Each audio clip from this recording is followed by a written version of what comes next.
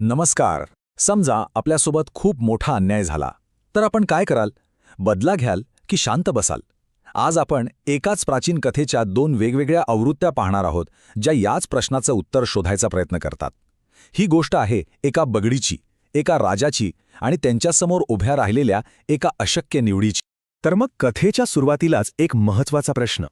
बदला घेतल्यावर जे काही गमावलेलं असतं ते खरंच परत मिळतं का? की सूड म्हणजे फक्त एक पोकळ समाधान असतं? हाच प्रश्न या संपूर्ण कथेच्या अगदी केंद्रस्थानी आहे. कथेच्या पहिल्या भागात आपण बघणार आहोत प्रतिशोधाची एक कहाणी. अन्याय झाल्यावर सूडाची भावना किती टोकाची असू शकते हे आपल्याला यातून दिसेल. चला तर मग थेट कथेच्या जगात जाऊया. कोसलच्या राज्यात राजाच्या भव्य महालात एक बगडी राहायची. पण ती काही साधारण पक्षी नव्हती. ती होती राजाची सगळ्यात विश्वासू संदेशवाहक. तिचं स्थान इतकं महत्त्वाचं होतं की खुद्द दरबारातही तिचा मोठा मान होता. पण मग तिच्या या शांत आयुष्यात एक भयंकर वादळ येतं. झालं असं की एके दिवशी ती कामासाठी बाहेर गेली असताना एक अत्यंत वाईट घटना घडली. राजघराण्यातील काही मुलांनी खेळता खेळता तिच्या 2 लहानग्या पिल्लांना निर्दयीपणे मारून टाकलं. आणि याच एका क्षणाने तिचं आयुष्य आणि ही कथा एका अतिशय गडद वळणावर येऊन पोहोचली. जेव्हा ती बगडी परत आली आणि तिने ते भयानक दृश्य पाहिलं, तेव्हा तिच्या मनात दुःखाची जागा सुडाच्या आगीने घेतली. तिने एक योजना आखली, अगदी थंड डोक्याने आणि तितकीच क्रूर. तिने आधी त्या मुलांना ओळखलं, मग त्यांना काहीतरी आमिष दाखवून महालात साखळीने बांधलेल्या भुकेल्या वाघाजवळ नेलं आणि एका क्षणाचाही विचार न करता तिने त्या मुलांना थेट त्या वाघाच्या तोंडी दिलं. आणि आपला बदला पूर्ण झाल्यावर ती जे म्हणते ते ऐकून अक्षरशः अंगावर काटा येतो. ती म्हणते, आज माझ्या मनाची इच्छा पूर्ण झाली.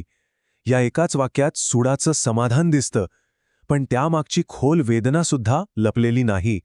आपला हिशोब चुकता केल्यावर ती बगडी कोणालाही काहीही न सांगता थेट हिमालयाच्या दिशेने उडून जाते, कायमची. आणि इथेच ही कथा संपते असं आपल्याला वाटतं. पण थांबा, या कथेत अजून बरंच काही दडलेलं आहे.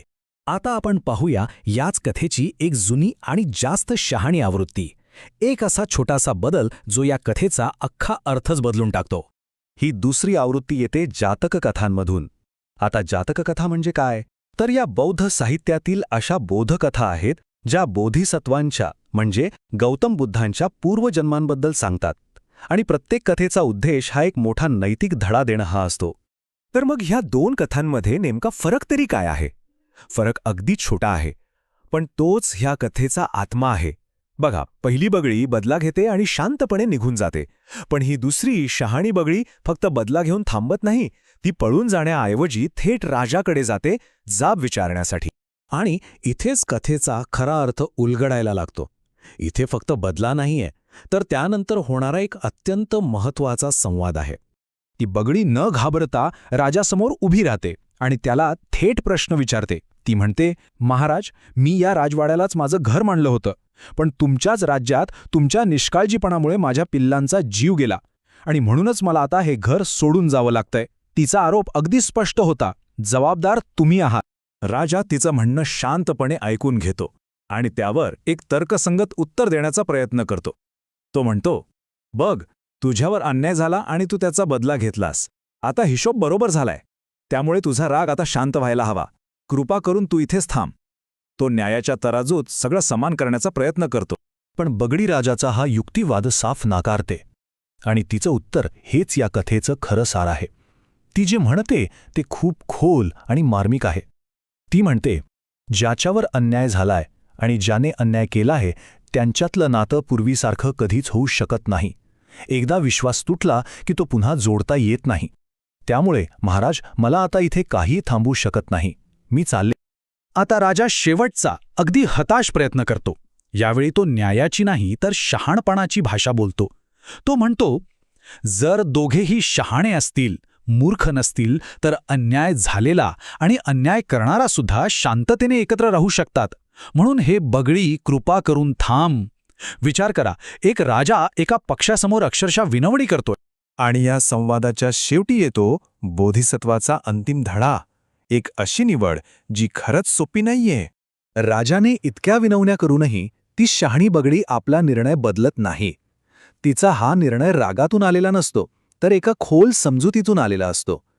तिला हे कळून चुकलेलं असतं की काही जखमा कधीच भरून येत नाहीत. ती राजाला शेवटचा सलाम करते आणि शांतपणे हिमालयाकडे निघून जाते. तर मग ही जातक कथा आपल्याला नेमकं काय शिकवते? खरं तर अनेक महत्वाच्या गोष्टी. पहिली, बदला घेतल्याने फक्त तात्पुरतं समाधान मिळतं, मनाची जखम बरी होत नाही. दुसरी गोष्ट, खरं शहाणपण पळून जाण्यात नाही, तर अन्यायाला धैर्याने सामोरं जाण्यात आहे. तिसरी, विश्वासाला एकदा तडा गेला की तो पुन्हा कधीच भरून येत नाही. आणि सगळ्यात महत्त्वाचं, कधी-कधी खरी शांतता ही निघून जाण्यातच असते. आणि हो, ही कथा आपल्याला सांगते की तो शहाणा राजा दुसरं कोणी नसून स्वतः बोधिसत्व होते, म्हणजेच पूर्वजन्मातील बुद्ध. आणि आता जाता जाता एक शेवटचा विचार करायला लावणारा प्रश्न. त्या शहाण्या बगळीने निघून जाण्याचा जो निर्णय घेतला, तो शहाणपणाचा होता की निराशेचा?